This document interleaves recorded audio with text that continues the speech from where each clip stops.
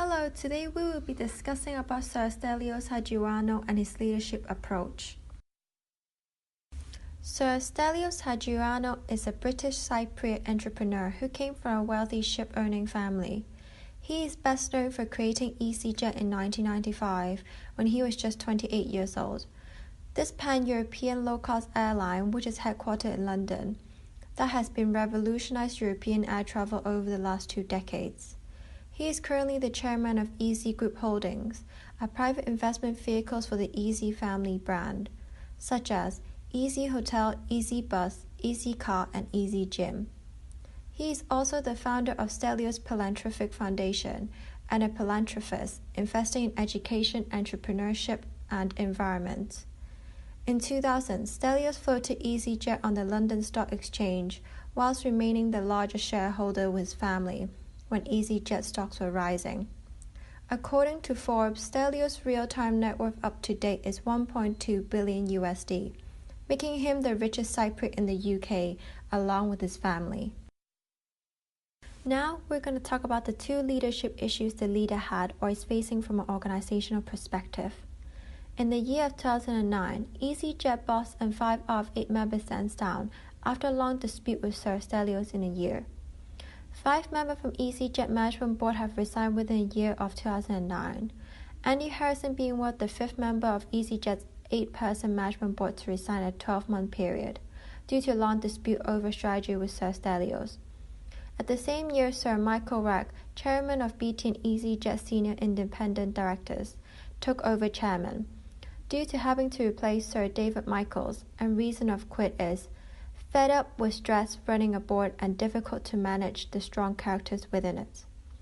The disputes between Sir Stelios and his board members show consequences of a rift that could threaten and destabilize easyJet. The disputes lasted over a year. It led to a decrease in market share, and he chose to stand down and resign from the board in 2010.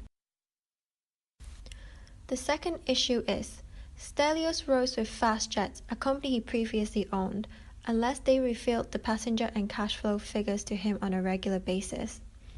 The row became heated, leading to the African budget airline to take legal advice in response to the threat of Stelios taking the brand back. Stelios has 12.6% share in FastJet and warned them that if they do not resume giving him the monthly passenger statistics, which FastJet has stopped, he would take back the brand. He also demanded to see cash flow and ticket prices on a confidential basis in public letter, which FastJet feels inappropriate behavior. Additionally, Stelios put pressure on the other shareholders of the company to put pressure on the chairman to cut costs and resume publication of passenger statistics. Now we're going to talk about the 2 situations that Stelios managed successfully. Stelios claimed that one of his best business decisions was to setting up easyJet in 1995. You're at your most creative in your 20s. You have enough experience to know what you're doing and appreciate risk. He stated that one of these opportunities only came along once in a generation, similar to the telecoms industry opening up. So if you try to start an airline today, you would fail. He took an enormous risk with his family fortune to bet on his new aircraft, and he happened to be at the right place, Luton Airport, at the right time, mid-90s, when the European airline industry was deregulated. The second situation Stelios managed successfully was Stelios is a prime example of extremely successful entrepreneur who has increasingly become recognized for his philanthropy and has taken step into giving something back to society. In 2010, despite the disruption caused by the ash cloud, which has cost his airline over £40 million incidentally, Stelios still made time to speak at an event held by Education Africa, a charity that helps disadvantaged South African children get into education, and HSBC Private Bank, which is a perfect demonstration of Stelios' generosity. In the speech, he stated that entrepreneurship and how to give back is something he's passionate about, and there isn't a right or wrong way of entrepreneurs to give back. Stelios claimed that by giving to other entrepreneurs, we can create an exponential effect when your money can go further. In the UK, Stelios awarded $5,000 to disabled entrepreneurs who has recently started business. In Greece, he holds an annual award for young entrepreneur, and he also sponsored 10 scholarships a year at his alma mater, LSE and Cass Business School. Now, we're going to look at 3 situations that Stelios failed to manage successfully. First case, court case over the use of Easy banned. Stelios has been campaigning against Easy domain names even though Easy Group was informed by World Intellectual Properties Organization in 2000 that it was not entitled to domain names with the word Easy. The English High Court also ruled against Easy Group. But this does not prevent Stelios from threatening dozens of companies and forcing them to hand over the domains by avoiding the huge costs associated by defending claims in the High Court. Stelios has consistently embarked on brinkmanship on companies that stand up to him. For example, EasyArt.com refused to back down and saw Easy Group pull out of its High Court hearing. And also, Easy.pizza.com has been trading since 1997 and registered a domain in 1999. The owner refused to back down and resulted in High Court proceeding issued against him by Stelios. However, following an acrimonious build-up to the court date, Stelios pulled out of the last-minute serving notice of discontinuance. The London businessman referred to him as rich bully, intimidating them in closing their business. The second case is failure with Easy Everything. Stelios launched the Easy Everything back in 1999 as a chain of 24-hour internet cafe after an internet boom took off in 1998. In 2000, he plans for a stock market flotation after a capital injection of $20 million from Hewlett Packard and Ajax Partners in order to take the chain into the market by the middle of next year using easyJet flotation. In 2001, Stelios bailed out on Easy Everything when he has run out of money and was to get $15 million funding from him, but eventually he was injected out of his money. He hoped to make a profit from charging to use computers and from receiving commission from online retailers. 2004, Stelios closed his flagship internet cafes in London, costed Stelios $96 million since their inception. He admitted it was the most expensive mistake of his career, with his cash burn $3 million and a month revenue of $1 million. And lastly, Stelios has had heroic failures. His cruise line that aimed to take thrills cruising to younger market was much publicized routes to Kodiak and the Caribbean was a mitigated failure, and now only exists as family-friendly operation in Greece. Easy River Cruise is defunct, no longer functioning.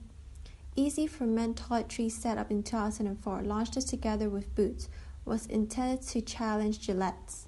Stelios' invention shut just 2 years later. So from these cases, what approach does Stelios fit into? We believe that he's a situational leader. Will leader match their style according to competence and commitment of followers? A focus on leadership in situations and empathize adapting styles. So different situations demand different kinds of leadership, and leaders can adapt their style to different situations. For example, Stelios standing down from easyJet Group after a long dispute with board members. We believe his behavior shows he fit into situational theory, because when the market share decreased, he rather put his personal matters and disagreements aside and think of the business before his own interest. He also indicates he's a situational leader, from how he likes to tell people what to do and how to do it. For example, when board members not agreeing with him on strategies. Another reason we have chosen situational leader is because Stelios, as he is a directive leader who gives orders to his employees on how he wants different aspects of business run or organized. He carries on how the style even when he is not the owner or on the board of the company, such as the issues that FastJet had, due to Stelios still wanting to have control of the company with the cash flow, passenger figures, etc. He has shown that he's given orders and demands to FastJet on how he wants showing a director's demanding manner. Third example, Stelios' failed business ventures links to situational approach. The first case shows how his money influenced situations by threatening expensive legal action to companies who use his trademark name, but quickly pulled out of the situation once challenged in court. Stelios took advantage of opportunities in the market, for instance the cruise for a younger market, which failed miserably. Despite having been on the most publicized routes, another business he embraced was the internet cafe. The time internet was just becoming popular in the 1990s. He took advantage of the situation at the time. Hence, failure came about when cheaper internet became more accessible in people's homes. In conclusion, recently Stelios has begun to concentrate on making a difference in environmental sustainability issues. Stelios is also a well-known speaker who travels around the world. One of his advocacies is to inspire young entrepreneurs and to spur positive changes in organizations. In 2006, at the age of 39, Stelios received a knighthood from Queen Elizabeth II for service in entrepreneurship. In 2009, Stelios was nominated the Honorary General Consul of the Republic of Cyprus in Principality of Monaco. He will still be known around the world as a business magnate. Thank you for listening.